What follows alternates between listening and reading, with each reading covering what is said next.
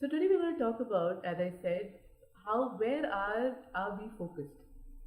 And all of us are obviously going through a lot of problems, lot of issues, and difficult times. So for a moment, let us imagine that everything in your life was perfect. Everything went well from the time you were born.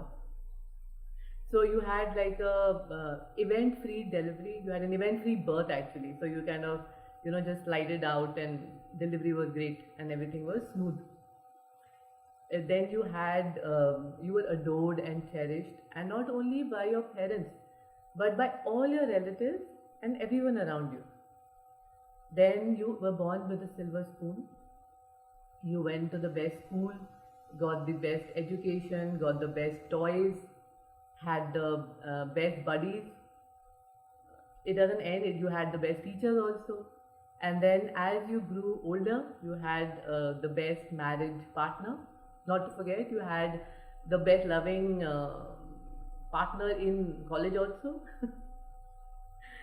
And you have the best financial business, job, and everything is fantastic. So it seems like a dream, right? Like a dream life, and extremely fantastic. So just imagine that life was so perfect. So what would you really feel? Would you feel, comfortable to just be like that?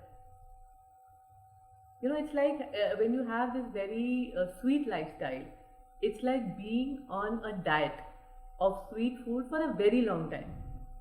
Like imagine that you have sweet in the morning, you have sweet in the afternoon, then you have sweet in the evening also. So will you not get bored actually? And then you would really want to have something spicy or something which is different. That's how our subconscious also designs different flavors for our life. And there are many factors that govern that kind of different flavors also. So let me begin by telling you one of them. So we somewhere manifest a roller coaster ride in life when either we are very bored or we start stagnating in life. Now the norm of the universe is to keep growing and evolving. So if you keep moving forward and evolving through your inner calling, through your inspiration, then it's fine. But if you stagnate, then the universe needs to conspire to somewhere push you forward. And whether we like it or not, but then we manifest at the subconscious level a negative experience that pushes us forward to grow, because that's how the mechanism has been forever actually. So that is one of the reasons. The second is that we collectively manifest disaster so that we wake up and we value all that we have.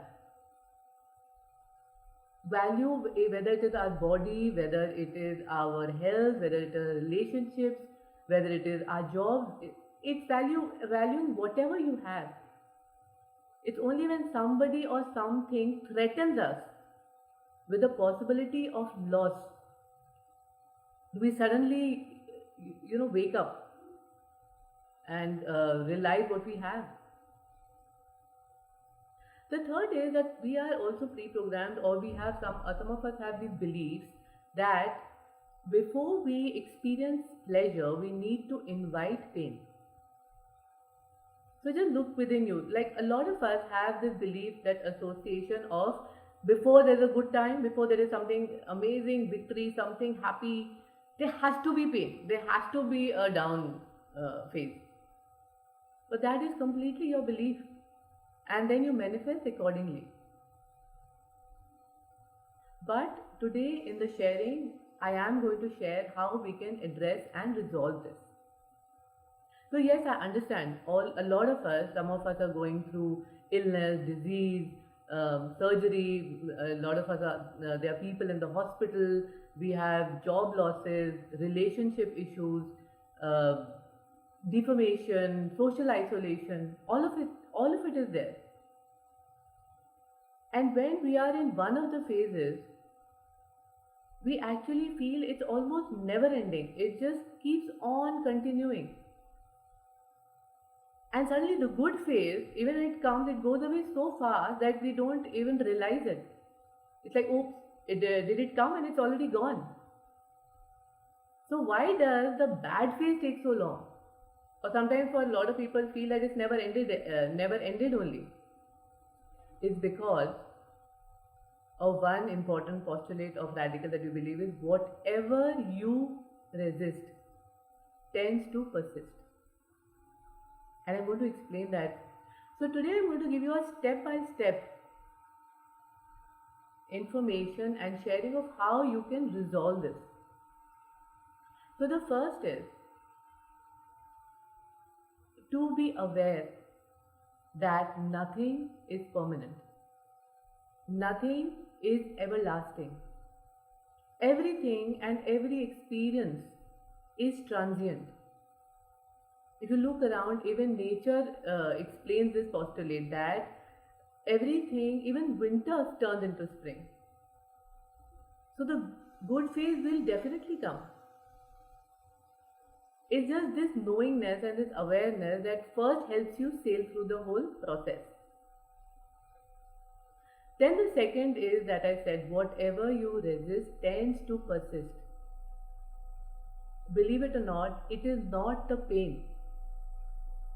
It is not that pain, it is your rejection and the non-acceptance of the pain and the discomfort that actually gives you more discomfort and prolongs the whole phase for you.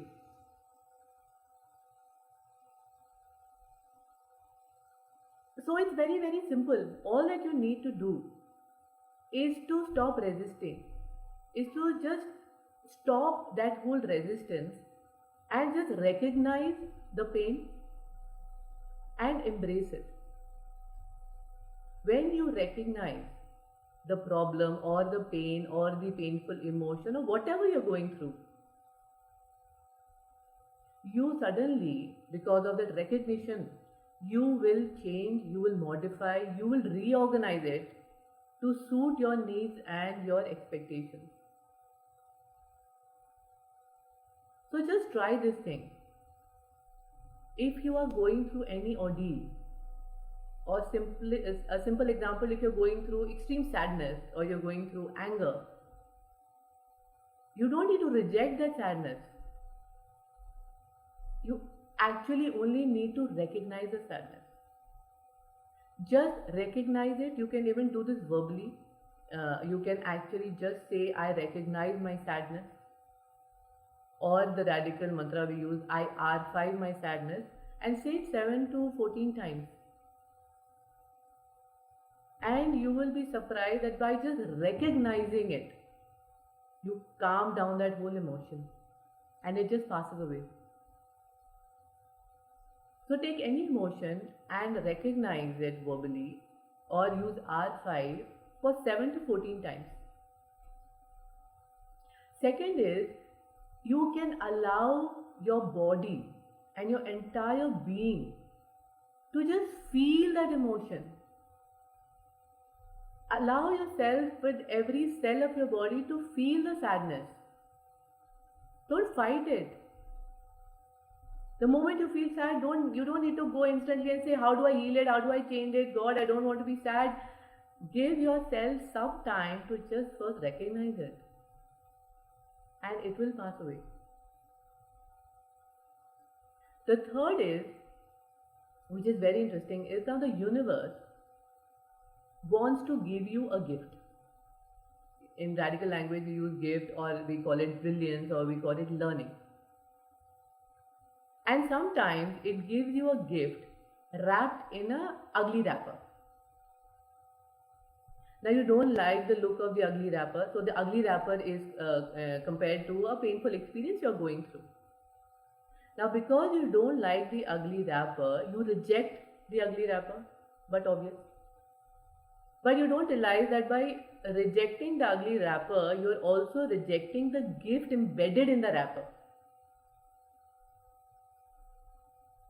So what happens is that the gift has to come to you. That will come from the universe because that's how you're designed to grow.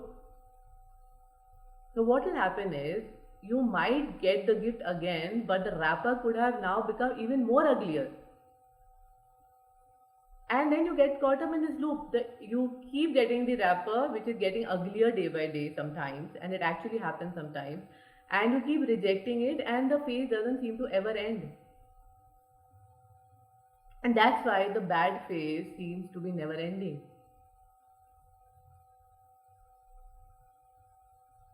I'll give an example, like what I mean by gift. Now, supposing the gift or the learning for you is to approve yourself, and I've given this time and again.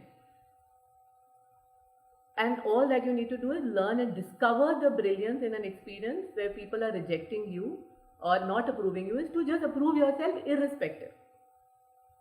Now, either we discover the brilliance, and we do that with a certain technique in Redikall, we can immediately find out the brilliance in what you're going through. When you discover it, imbibe it, the wrapper actually flies off. And that is the fastest way for the phase to actually get over. And otherwise, you will keep meeting more people who might reject you, and the experience can become more and more painful. Or people can continue to disapprove you, and the intensity of the entire experience can be worse with time. Like another example is if the gift of the learning is to become self-reliant, and the wrapper the first time is helplessness, and that's an ugly wrapper. And people make you feel helpless so that you can become self-reliant. Now, either you discover this gift quickly and you awaken to it, or you will keep being made feel helpless time and again, and maybe it never ends because you are not accepting the wrapper and then not accepting the gift. Because the gift can't come without the wrapper in the beginning. Now I'll give you another example. I hope you can hear me. Let me just check. So yes. I think you can, yeah, okay. Now the third is, supposing, I'll give you another metaphor because metaphors I feel really somewhere, stay with you. And you will be able to relate to what I'm going to say now also. When you're going through a tunnel, which is narrow, stuffy, but you're always looking out for the light at the end of the tunnel, you will be able to easily go through the tunnel. Agreed? Right? But if for whatever reason, you keep focusing on how dark the tunnel is, how stuffy it is, how suffocating it is, how narrow it is, there is a possibility you'll never come out of the tunnel, or you get delayed in coming out of the tunnel because you're so stuck in that focusing on what is happening. Right? So that's the same thing with our life. It's okay if we feel irritated, if we feel angry, if we feel frustrated, we are hurt, we are disappointed, we go through a certain trauma. It's okay to recognize it. Like I explained in step 1, it's okay to recognize it and reorganize and neutralize the thought. And then to focus on the positive outcome, to focus on the light at the end of the tunnel. And this attitude is what will actually make or break your entire way of coming out of the turbulent issue of your life. So you need to open up and focus on the positive outcome. It's very simple. If you have a thought you will have a associated emotion. So if there is a thought is negative, where you're focusing on the problem, the emotion is going to be negative. If the emotion negative, you will have a negative energy disturbance. So what will be your reality? Will it be positive? It can't, right? So if it is it's very clear that if you're focused on your problem, all that your reality will give you is going to be negative. So it's important for us to focus on what do you wish and what is the solution. So just try this. Please try and focus on the solution, focus on the brilliant times. Create a space in your heart for positive experiences. Focus on, there are always some things to rejoice or cherish in any situation, however bad it is. Focus on that.